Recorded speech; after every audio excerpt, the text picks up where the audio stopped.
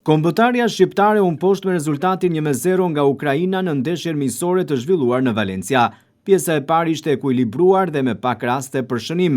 Mundësia më e mirë për Shqipërinë erdhi në minutën e 25, kur Armando Broja mori një top në krahun e djathtë, shmangu mbrojtjen kundërshtare dhe provoi të kalonte portierin, por tentativa e tij nuk rezultoi e suksesshme. Pjesa e parë u mbyll në barazim 0-0.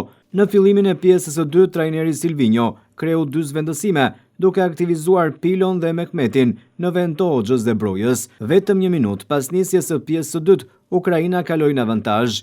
Shqipëria reagoi në minutën e 59 duke i ofruar barazimit me Qazim Laçin, që provoi nga distanca me një goditje shumë të fortë, por portieri kundërshtar arriti ta devionte topin.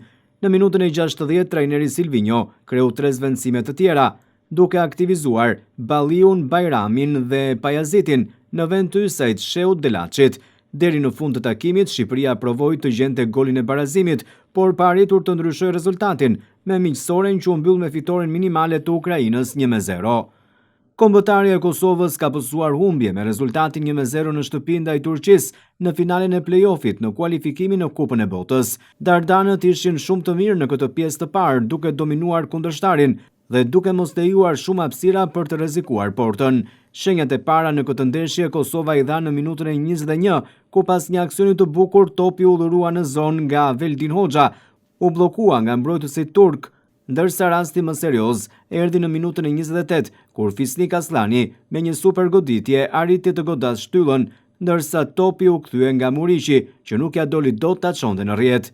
Në rastin e vetëm në pjesën e dytë, Turqia ja doli të shënoi me anë të Kerem Aktürkoğlu'ut në minutën e 53 me rezultatin 1-0. Kosova pati një mundësi të mirë shënimi me Aslanin, por portieri ishte në natën e tij më të mirë dhe nuk lejoi që të mposhtej.